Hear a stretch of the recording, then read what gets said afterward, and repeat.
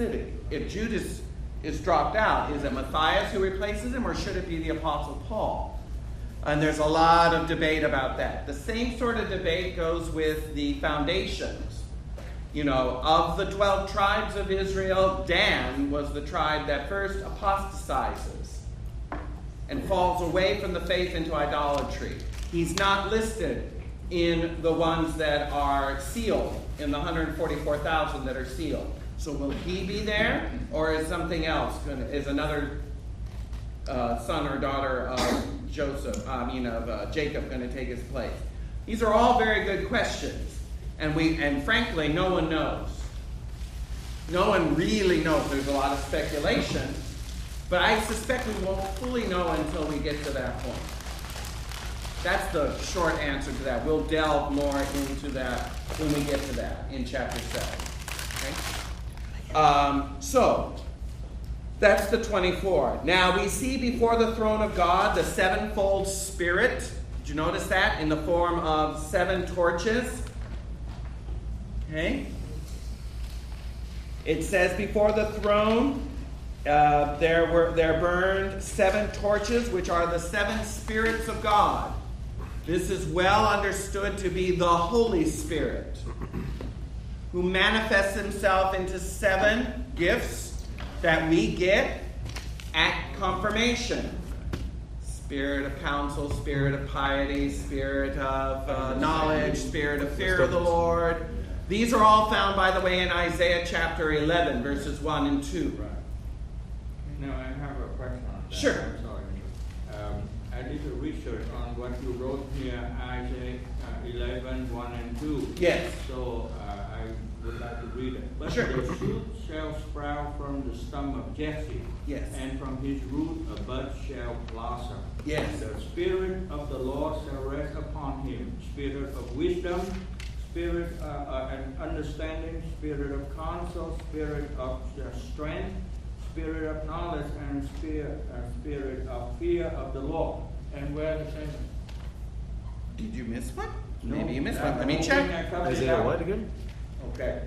The Spirit of the Lord shall rest upon him, which is David. Spirit of wisdom and of understanding, spirit of counsel and of strength, spirit of knowledge and of fear of the Lord. Let me check that again. Okay. Spirit of the Lord, spirit of wisdom, spirit of understanding, counsel, might, knowledge, and fear of the Lord. The Spirit of the Lord is part of that, I would say. Okay. That's the 7th one. So wisdom, understanding, counsel, strength, knowledge. Fear and the Fear. Spirit of the Lord himself shall rest on it. So fear and yes. Yes, there's your 7. Yeah, I did a little research and I see the other one. They say that somebody wrote the book about this, and I didn't write the name down, but he was one of the early Christians, and he said that wonder is the other one. Oh, spirit of awe or wonder. Yeah. Mm-hmm. That could be it as well. And piety is fear of the Lord. Yes, those are old translations of the same spirit. Yes.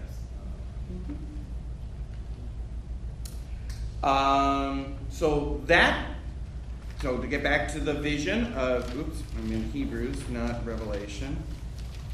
So that is before the throne. Then we looked at the sea of glass, and we looked at the flames, the fire that comes from it. And we went through several examples of this throughout the Old Testament, that these are symbols that go all the way back to, where does it start? Genesis. Where specifically in Genesis? What happens in Genesis 3? The blank of blank. Oh, like The description of The Garden of Eden, right. The Garden of Eden. It all goes back to the Garden of Eden. We saw the flame in the swords that the cherubim have that guard the tree of life. We saw that there is one river that ran through the Garden of Eden that sprouted into 4 rivers. And what was paved? What was underneath the ground of the Garden of Eden? Gold. Gold. Those are all very important images. Because where do we see all those same images again later in salvation history? The temple. The temple. Where do we see the river in the temple? The water at the fountain. The laver, the great bronze laver that's in the front of the tabernacle. This. The laver that was in front, that's the water. Where do we see the fire? At the burning of The candles, the candelabra. There's your flames. Do we also see cherubim in here? Yes. Where? The ark. The ark. The Ark of the Covenant had cherubim above it. You remember that? You all saw Indiana Jones, right? You remember this? What's this that you see in this picture? What is that? What's that? What's that? What's that glow? God. God, right. Because what is this box? The throne. The throne of God. God. And what is he seated on? Cherubim. The cherubim, which is the mercy seat of God. Do you see how the tabernacle, the temple, was meant to reflect what is in heaven on earth? Everything is there. Not only that, but the imagery of what other place? The Garden of Eden. See the connection? So when John has this vision, right? He should be familiar with a lot of these images because they were in the temple. Do you see that? See, God had been preparing his people since the time of Adam and Eve, really, if you want to push it that far, to be with him. Because when he originally made the Garden of Eden, it was a temple. Paved in gold, right? With a river, right? With cherubim, right? The tree of life. Is the tree of life in the Garden of Eden? Yes. Is the tree of life in the temple? Yes, kind of. What do I mean? Inside the veil? You remember when Adam and Eve were kicked out of the Garden of Eden, right? God sent these two flaming cherubim to guard the tree of life. Remember that? Okay? So in the temple, we still have cherubim, but where's the tree? Inside. And in the form of what? The rod of Aaron. Aaron's staff that budded and turned into an almond tree. And the manna that was in the temple. The actual manna they put in a jar. They put in the Ark of the Covenant. There. Right? Jesus comes along and what does he say about his own body? I am the bread of life.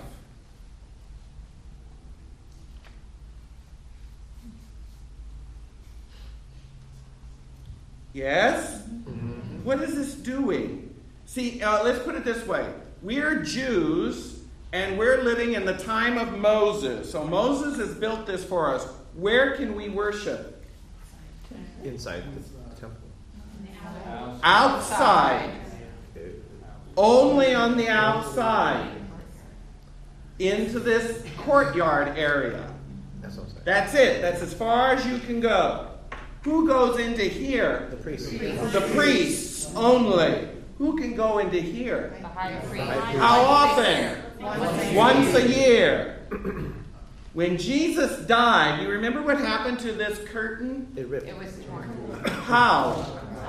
From the top to the bottom. Now, when we go into the church, in relationship to the old temple setup, where do we sit? In here. Inside. In here. We have access to the throne of God, don't we? Do we have to go through a high priest? No. Nope. No, we can go directly to the throne of God. That's not covered for us. But as far as our worship, we're really here. In the New Jerusalem, we're going to be here. God has been slowly moving us from being exiled from the garden back into intimate fellowship with Him again. This whole movement of salvation history is to move us from outer court to the inner sanctum, the innermost, the most intimate part of that. Yes? After the ark was hidden and then the temple had to be rebuilt after it was destroyed, what was the point of the Holy of Holies if it was no longer the throne of God in there? Did the priest go in once a year? Yes, they still did. And I actually looked this up because I was curious. And I said, well, what did they do in the second temple? Like when Jesus was around, there was no Ark of the Covenant in the temple when Jesus was alive. So what did they do on the Day of Atonement? The priests went through the motions, and they had, from what I understand in my research, they had some sort of like plaque or some sort of monument to say this is where the Holy Ark should be. And they would go through the motions. But they realized it wasn't the same as it was in the first temple. But they would always pray for that. And since the destruction of the temple, there have been no Old Testament sacrifices. Jews, and we mentioned this before, Jews to today really are more alike modern Protestants. Faithful Jews live by faith. Because there's no other way that they can fulfill the Old Testament. There's no priesthood. There's no temple. There's no way for them to fulfill the sacrificial system rituals. So they really live by faith. So when they come to the Day of Atonement and Passover and all of that, they don't celebrate it like they did at the time of Jesus or before. They can't. They can't. So this is why modern, conservative to Orthodox Jews, like during Passover, you would think they'd have lamb. They don't have lamb. They have another kosher meat instead. And they have in their plate of Elijah a lamb shank to remind them of the days in which they would go to the temple to sacrifice their lambs in order to celebrate real Passover. But they don't eat lamb. Why? Because there's no temple to go to. If they were to celebrate Passover the way that they should, every Jew during Passover would have to fly to Israel, buy a lamb, go to the temple, have it ritually slaughtered, and then go back to wherever they were to roast it and eat it. That's what Jews did during Jesus' day. That's why Passover was such a huge festival. All these people. You with me? Okay? But that doesn't happen today because there is no temple.